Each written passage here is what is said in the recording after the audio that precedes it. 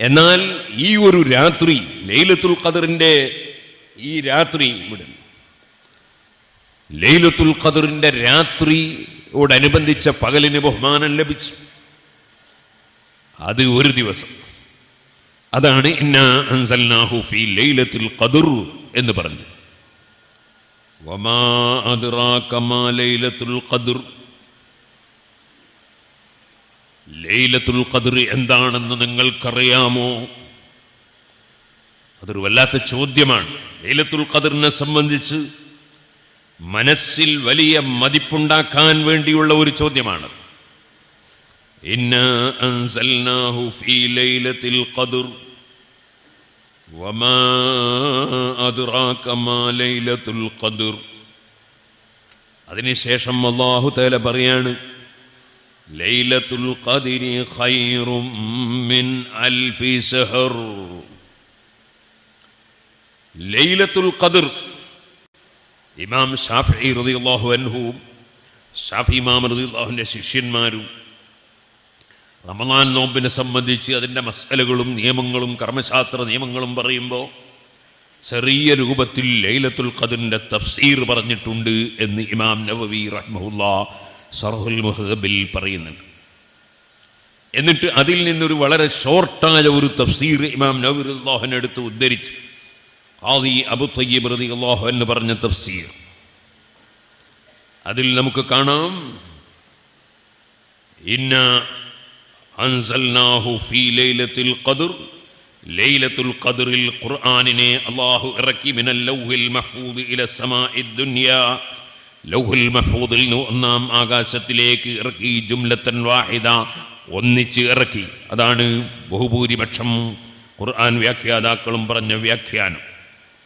ثم أنزله من السماء الدنيا على النبي صلى الله عليه وسلم نجوما آية وآيتين والآيات والسورة على ما علم الله تعالى من المصالح والحكمة في ذلك. പിന്നീട് അല്ലാഹു തആല ഓരോ സന്ദർഭങ്ങളിലുമുള്ള മസ്ലഹത്തനുസരിച്ച് ഒരായത്ത്, ചിലപ്പോൾ രണ്ടായത്ത്, ചിലപ്പോൾ അതിനേക്കാൾ കൂടുതൽ ആയത്ത്, ചിലപ്പോൾ ഒരു സൂറത്ത്, അങ്ങനെ അല്ലാഹു തആല നബി സല്ലല്ലാഹു അലൈഹി വസല്ലം തങ്ങൾക്ക് ജിബ്രീൽ അലൈഹിസ്സലാം മുഖേന ഇറക്കി കൊടുത്തു. അല്ലാഹു ജല്ല ജലാലുഹു പറഞ്ഞു, ലൈലത്തുൽ ഖദ്രി ഖൈറും മിൻ അൽഫി ശഹർ. ലൈലത്തുൽ ഖദ്ർ 1000 മാസത്തേക്കാൾ ഉത്തമമാണ്.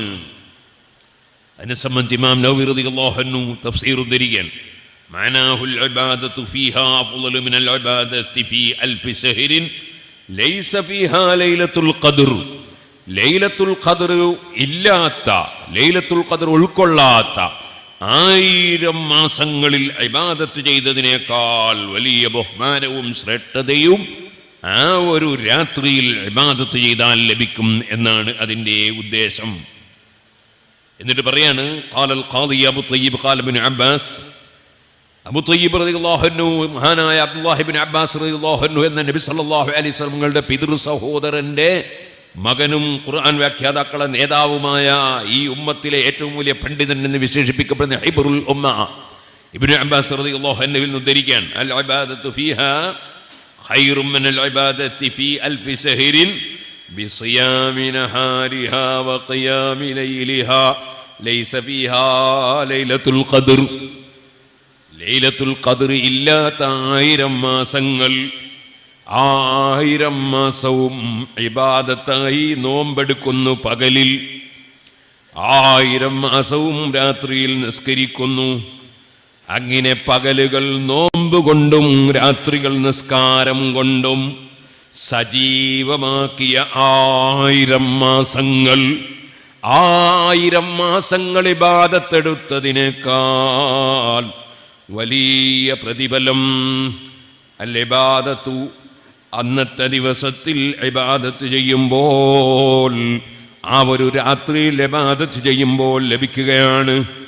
1000 മാസം നോമ്പെടുത്തു, 1000 മാസം നിസ്കരിച്ചു, അതെല്ലാം നിർവഹിച്ച പ്രതിഫലം ഒരൊറ്റ രാത്രി കൊണ്ട് അല്ലാഹു തആല ഈ ഉമ്മത്തിന് കൊടുക്കുകയാണ്. അപ്പൊ അതിൻ്റെ മഹത്വം എത്രയാണ് എന്ന് എങ്ങനെ വിശദീകരിച്ച് തീർക്കാം? അതുകൊണ്ട് ലൈലത്തുൽ ഖദ്റിന്റെ രാത്രി കഴിയുമെങ്കിൽ 1 മിനിറ്റും ഉറങ്ങാതെ തീർത്തും ഇബാദത്തിൽ ചെലവഴിക്കാൻ വേണ്ടി ശ്രമിക്കണം.